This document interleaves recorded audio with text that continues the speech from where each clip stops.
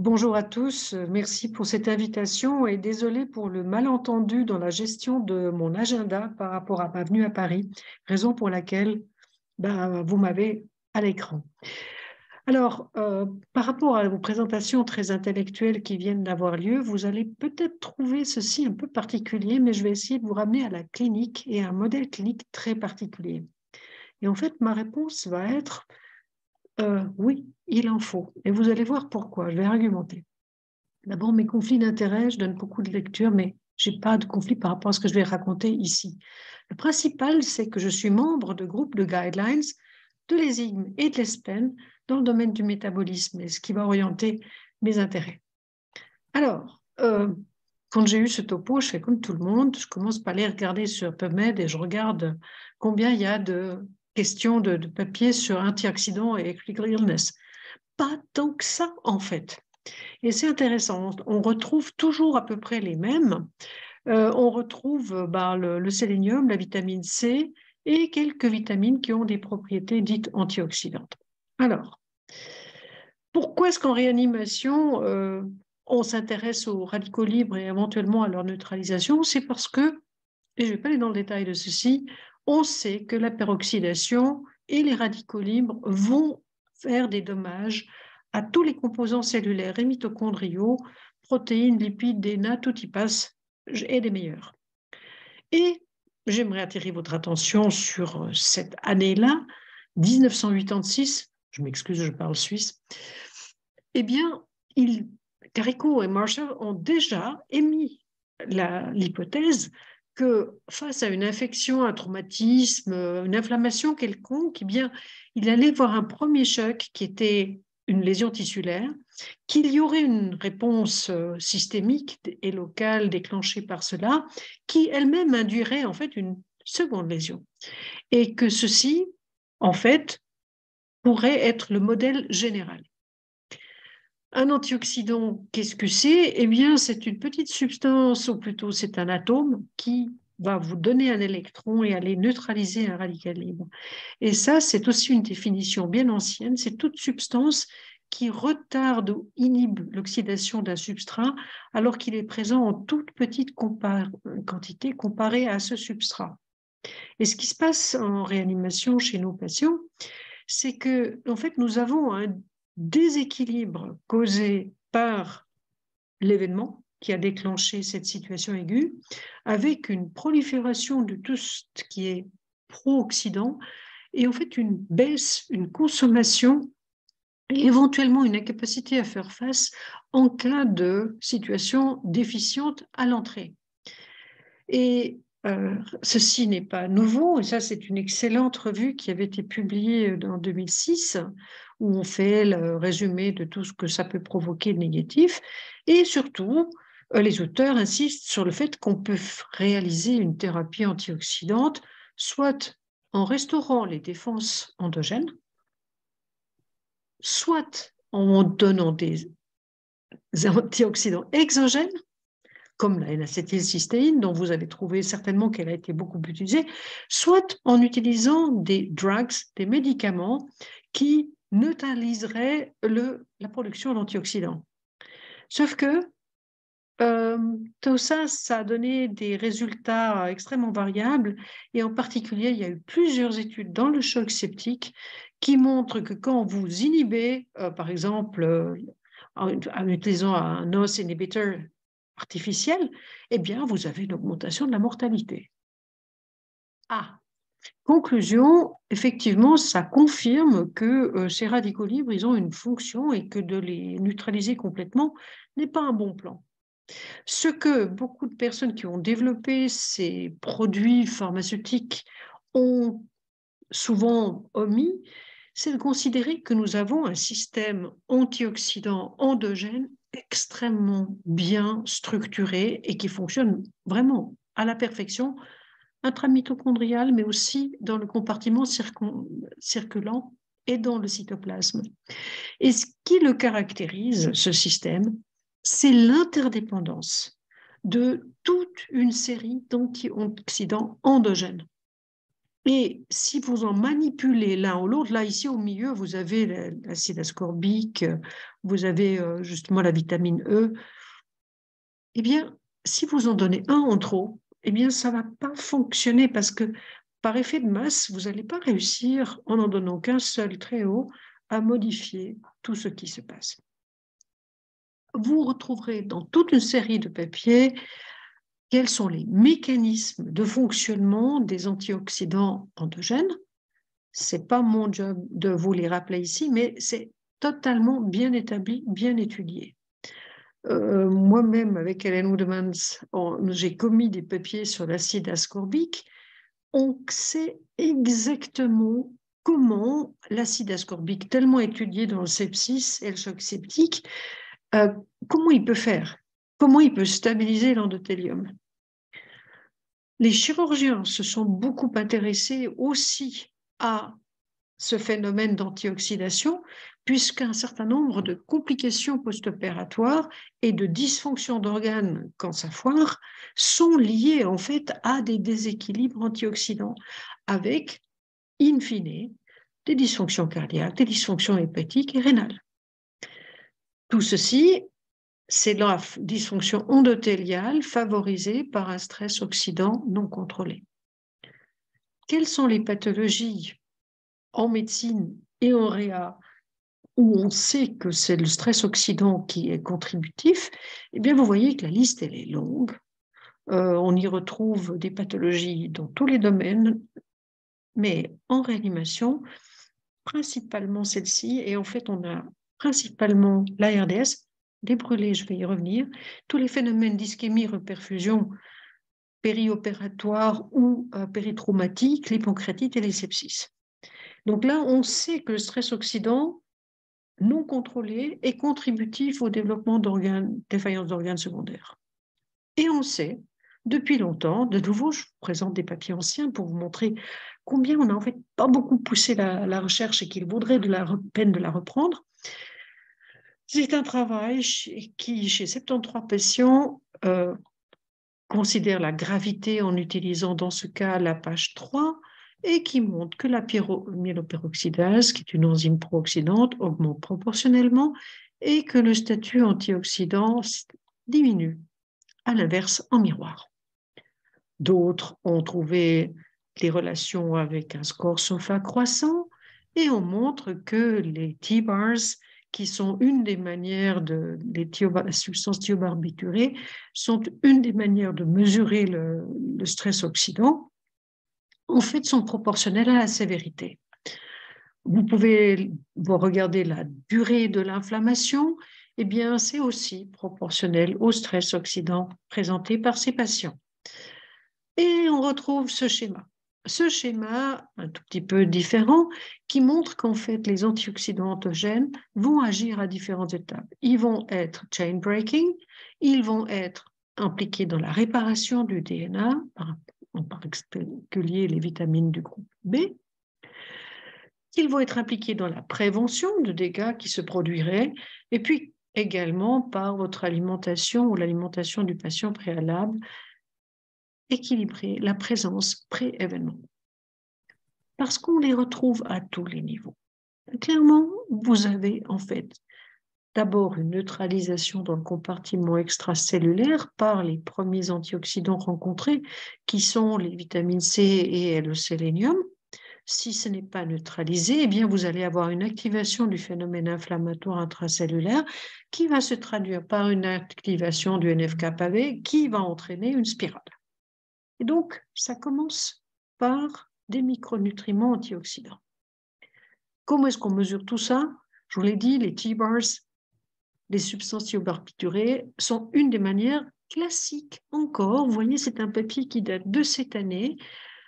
C'est un bon vieux truc, c'est simple à faire en labo, c'est stable, c'est répétitif, et ça reste un marqueur du stress oxydant. Il y en a plein d'autres, mais ça, c'est le plus aisé. Ce que l'on peut aussi regarder, c'est l'expression de la hénosyndase inductible. C'est un peu plus compliqué, c'est pas aussi rapidement disponible. Et puis, on peut aller regarder des groupes carbonyles, des peroxydes lipidiques, la capacité antioxydante totale. Ici, une très jolie étude chez 40 patients de réanimation dont ils ont analysé la prise de vitamines antioxydantes avant la pathologie, la classifiant de inférieur à 66% des apports recommandés ou bon, c'est-à-dire 66 à 100%. Et ce qu'ils montrent, c'est que ces marqueurs du stress oxydant sont significativement plus bas ou plus hauts selon ce qu'ils sont en train de mesurer. Et que donc, la prise alimentaire dont je vous parlais précédemment impacte la capacité à se défendre face à un événement aigu.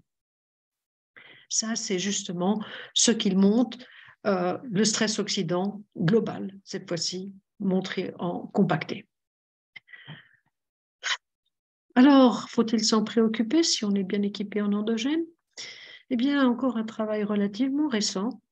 Dans 51 patients, donc on ne peut pas parler de prédire la mortalité. Là, ils ont mesuré le stress oxydant par fluorescence. Et ce qu'ils observent, c'est que ce soit non sceptique ou sceptique, comme maladie d'admission, il y a stress oxydant quand on est en réa. Il n'y a pas une franche différence entre ces deux groupes. Par contre, si vous regardez les patients, qu'ils soient sceptiques ou non sceptiques, qui meurent, et que vous les comparez à ceux qui survivent, eh bien, il y a une différence significative. Et ce qui est intéressant avec cette petite étude, je vous ai dit qu'avec 51 patients, on ne peut pas vraiment parler de mortalité, quoique, regardez cette courbe ici, ce Kaplan-Meier, à 12 mois, les patients qui avaient un stress oxydant par ce test avéré élevé avaient une survie à 12 mois clairement inférieure. C'est significatif, c'est assez impressionnant de disposer d'un test qui va avoir une relation avec ce qui se passe un an après. Parmi les antioxydants que nous mesurons, ou plutôt de la combinaison que nous mesurons, les micronutriments font partie de la chose. Tous les patients chez qui nous voulons mesurer les antioxydants, ils sont inflammatoires. Hein. Or, nous savons maintenant que si vous avez une pathologie inflammatoire, et le travail de ce groupe écossais a catégorisé les échantillons de 2200 échantillons, plus de 1300 patients qui venaient pour des contrôles nutritionnels. Ils ont catégorisé leurs échantillons par incrément de protéines C-réactives et les ont catégorisés par 11, 20, 20, 40, 40, 80, plus de 80, ce qui est tellement banal en réa. Et vous voyez que sur ces 8 micronutriments exposés ici, il y en a un seul qui est entouré de bleu, c'est le cuivre. Le cuivre qui est un élément trace qui, avec la celluloplasmine, est un positive active phase reactant, c'est-à-dire qui monte en cas d'inflammation. Si face à un patient de réanimation, vous avez un cuivre bas avec une inflammation, vous savez qu'il y a un déficit et c'est plus fréquent qu'on le croit. Par contre, tous les autres, zinc, sélénium, vitamine E, vitamine D, A, B6, B12, tous sont influencés par les cytokines qui sont liées à l'inflammation. Et ils vont se distribuer dans l'organisme, aller vers les organes dont il y a besoin. Et vous allez trouver des valeurs basses, même sans déficit avéré.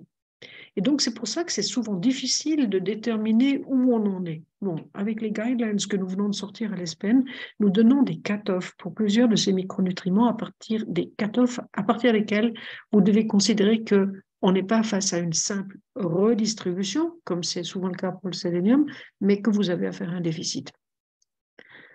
Revenons à cette belle mitochondrie, parce qu'elle est au centre du débat.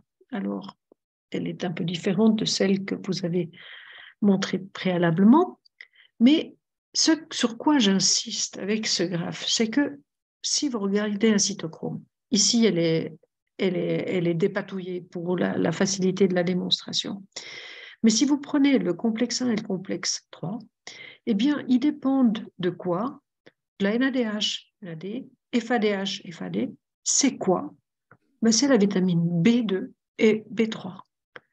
Et donc, vous avez une dépendance totale des vitamines du groupe B. Parce que le cycle Krebs, lui, il dépend de la B1, de la thiamine. Et vous avez ensuite toute une série d'antioxydants qui neutralisent la circulation des électrons là-dedans, qui dépendent soit du manganèse, soit du cuivre, soit du zinc, soit du sélénium. Donc, de nouveau, vous trouvez ici une usine qui fonctionne parfaitement bien, qui est très bien équipée pour neutraliser, mais qui dépend des micronutriments. Et les vitamines du groupe B sont en première ligne. Donc, clairement, vous avez vraiment, c'est oublié, mais le fonctionnement mitochondrial, il n'a pas lieu sans vitamine B. Et donc, ça c'est Mervyn Singer qui s'intéresse à la mitochondrie depuis longtemps, mais il rappelait très justement dans ce papier que oui, ça fait partie du métabolisme normal, oui, ça peut être dérégulant, mais c'est utile. C'est utile pour le signaling entre cellules, c'est utile pour le maintien de tonus vasculaire, c'est important pour le sensing de l'oxygène et pour toute une série d'autres fonctions. Donc, si vous bloquez tout ça définitivement avec une substance, vous avez faux et c'est ce qui explique la mortalité qui a eu lieu dans plusieurs de ces études utilisant des agents pharmacologiques inhibiteurs complets. Je reviens au métabolisme, papier de Xavier Leverve, qui nous a tous beaucoup appris. Il a montré que ce glucose que nous cherchions à contrôler, eh bien, s'il est dérégulé, on retrouve nos vitamines B, eh bien, nous allons avoir un stress oxydant, clair et net. Donc, une hyperglycémie va générer un stress oxydant. Et c'est pour ça qu'un certain nombre d'études qui ont fait de l'hyperalimentation avec des hyperglycémies, c'était surtout historique, maintenant on le fait moins, ont contribué à aggraver l'état de leurs patients par aggravation de leur dysfonction mitochondriale. Et ça, c'est important à retenir et c'est ce qui sort d'un papier publié par Yassen Arabi et son équipe qui s'est intéressé à faire une étude post-doc de PERMIT, une étude où ils avaient en fait donné la même dose de protéines, mais ils avaient fait de l'alimentation hypocalorique permissive. Et puis, en fait, ils ont développé des clusters et ils ont montré qu'on pouvait identifier les patients ayant reçu relativement trop en faisant un certain nombre de mesures, comme la mesure de la concentration d'antioxydants totaux, du carbonyle des protéines ou de l'OHDP. Donc, clairement, vous pouvez mesurer en clinique, mais ce n'est pas immédiatement disponible, le stress oxydant que génère ici de l'hyperalimentation, donc, ou de l'hyperglycémie. Et tout ça, c'est lié à ce qui dysfonctionne dans la mitochondrie. Alors, qu'est-ce qui m'a amené à essayer de comprendre tout ça? Eh bien, ça, c'est un de mes patients, un patient dont la femme, ou plutôt la fiancée, m'a donné l'autorisation de l'inclure dans une de mes études randomisées. Il m'a autorisé à utiliser ses photos. Il s'est marié à l'hôpital, il a 2 enfants, il est notre informaticien, un de nos informaticiens. Mais bref, dans un contexte de grand brûlé, j'avais préalablement fait une étude de bilan montrant qu'en fait, on déplétait de manière aiguë les grands brûlés en plusieurs éléments traces qui sont impliqués dans la cicatrisation et les défenses antioxydantes. 10 à 40% de la teneur du corps en cuivre, sélénium, zinc partent en une semaine. Étude randomisée contrôlée, on donne des doses, non pas de supplémentation majeure, mais on donne des doses pour compléter ce qu'ils ont perdu. On rétablit des concentrations sanguines de zinc, cuivre, sélénium. Avec ça, on rétablit ce que maintenant on appelle la GPX3. Avec ça, on réduit l'excrétion de malondialdéhyde, qui est en fait une espèce de black box pour la peroxydation lipidique. Étude randomisée, je vous rappelle. On réduit de 30% les infections et la durée de soins intensifs. On réduit la durée de cicatrisation en faisant quoi? En augmentant l'activité enzymatique liée à la cicatrisation. On réduit de 65% les pneumonies. Excusez du peu, Darren Hayland est mon statisticien dans cette histoire, avec Andrew Day, donc ça a été contrôlé en externe à notre unité. Et sort une étude, il y a maintenant 3 ans et demi de ça, de nouveau des brûlés. parce que mes études, elles sont anciennes. Qu'est-ce qui se passe? Il s'agit en fait d'une étude qui a été conduite aux États-Unis dans un grand centre de brûlés et où il rappelle d'abord le mécanisme d'action de ces différents antioxydants endogènes. Il donne un cocktail de multivitamines et éléments traces avec des doses pas très loin de ce qu'on a donné. Voilà la démographie. Excusez du peu, c'est une étude qui a 172 patients, dont 81 ont reçu des antioxydants. C'est typiquement des patients brûlés graves avec des brûlures moyennes à plus de 30%. Qu'est-ce qui se passe? Eh bien, il va se passer des tas de choses intéressantes et ils ne vont pas avoir de grand effet sur plusieurs valeurs, par exemple, sauf sur la ventilation mécanique.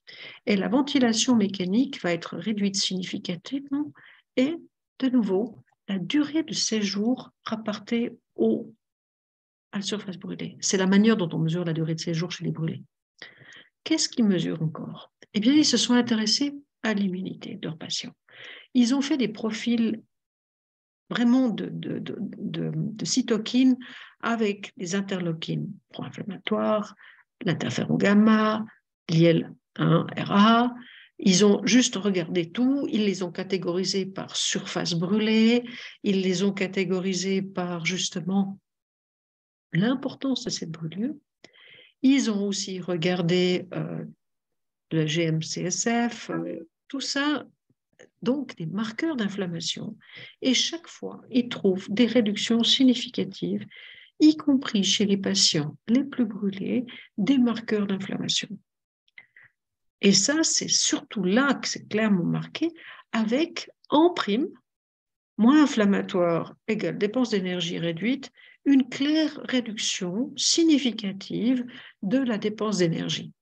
Donc, réduire, moduler l'inflammation avec des choses aussi bêtes que des micronutriments qui ont une composante antioxydante, ça marche. Depuis 20 ans, en fait, on trouve tout le temps les mêmes. Il y a quelques phyto-antioxydants en plus, l'HMG-CoA a été utilisé aussi, mais on retrouve tout le temps ça et on retrouve de nouveau des études qui montrent que si vous avez un déficit de l'un ou l'autre de ces micronutriments, ici il s'agit de thiamine chez les rats, de manière expérimentale, eh bien on montre que vous avez toute une série d'altérations qui se produisent dans toute la chaîne. Or, les antioxydants, et là c'est le rôle du sélénium, le sélénium, on connaît maintenant plus de 20 sélénoprotéines qui ont des fonctions diverses dans la fonction myocardique. Pour la cardiopathie septique, on sait aussi que c'est la dysfonction mitochondriale qui est au centre, où l'on retrouve de nouveau la vitamine B et on retrouve le sélénium. Une étude avait donné beaucoup d'espoir, conduite en Allemagne à la fin du siècle passé. 42 patients en petite étude, on leur donne des doses de sélénium pas très élevées et on observe ce qui se passe dans le temps et l'on voit qu'on monte le sélénium, mais on voit surtout que l'on monte les antioxydants qui en dépendent, c'est-à-dire la glutathion peroxydase.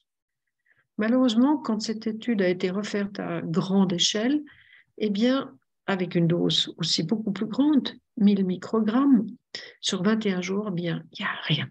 Il n'y a rien. Il n'y a rien. Les méta-analyses conduites après la grande étude d'Ernhalen qui s'appelle Redox, que vous donniez ou pas une dose de charge, ce n'est pas significatif. Il y a une tendance sur l'infection, mais pas grand-chose. Alors, est-ce que tout ce que je vous ai dit, c'est de la bêtise? Eh bien non. Je maintiens ma position. Si vous avez un déficit, comme les micronutriments sont impliqués dans une série de fonctions antioxydantes, endocriniennes, métaboliques, immunitaires, si vous avez un déficit, vous bloquez tout. Or, pour restaurer cette fonction, ce n'est pas comme de donner un antibiotique ou de la noradrénaline immédiatement, ça prend 5-7 jours à être intégré dans le métabolisme. Si vous vous mettez face à une situation où il n'y a pas de déficit préalable, juste une redistribution dans le compartiment sanguin, que vous donnez dans une gigadose, en fait, vous allez avoir zéro effet pour les raisons que je vous ai dites précédemment.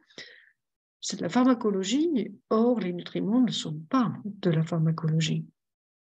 L'acide ascorbique qui est testé actuellement, je ne voudrais pas en parler délibérément, parce que là, il y a encore toute une série d'autres choses qui rentrent en ligne de compte. Drôle de panneau, c'est le nombre d'études randomisées que j'ai conduites sur les micronutriments chez moi. Ils ont tous eu des effets positifs et significatifs. Alors, OK. Pourquoi? Parce qu'en fait, j'ai jamais donné un micronutriment seul. J'ai toujours respecté ce que l'on dit, c'est-à-dire qu'il faut des multivitamines, il faut des éléments traces. Si vous avez une situation de déficit, et c'est ce qui se passe chez les polytraumatisés dans la phase aiguë et les grands brûlés, eh bien, si vous restaurez, eh bien, vous rétablissez la fonction. Mais vous devez donner tous, pas un seul.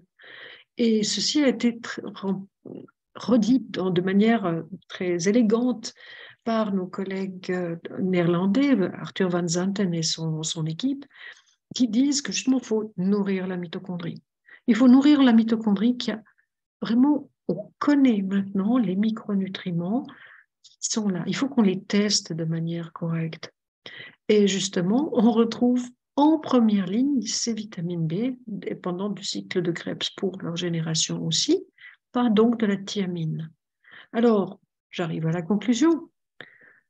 Le stress oxydant, il est défini comme une augmentation des productions des radicaux libres et des NOS, avec peroxydation lipidique, etc. C'est une réalité, c'est mesuré, c'est établi.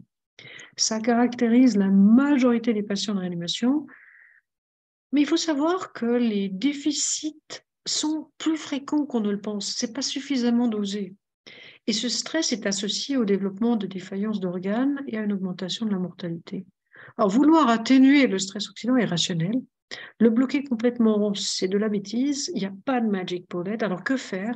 Il faut que nous creusions la mitochondrie et que nous testions des combinaisons in vivo, in vitro, sur des populations hémogènes. Parce qu'une des choses qui a caractérisé toute une série d'études, c'est qu'on parle de choc septique. Mais c'est un syndrome. L'hétérogénéité des patients et les origines de choc septique sont multiples. Donc, vous avez affaire à homard, canari, citron et orange, et ensuite vous faites des moyennes. Ça ne marche pas. Donc, il faut des populations homogènes, il faut essayer d'arrêter de faire ces giga-études à 3000 ou 4000 patients, parce que ça ne marche pas. Et avec ça, c'est une balance très difficile à atteindre. Je vous remercie de votre attention.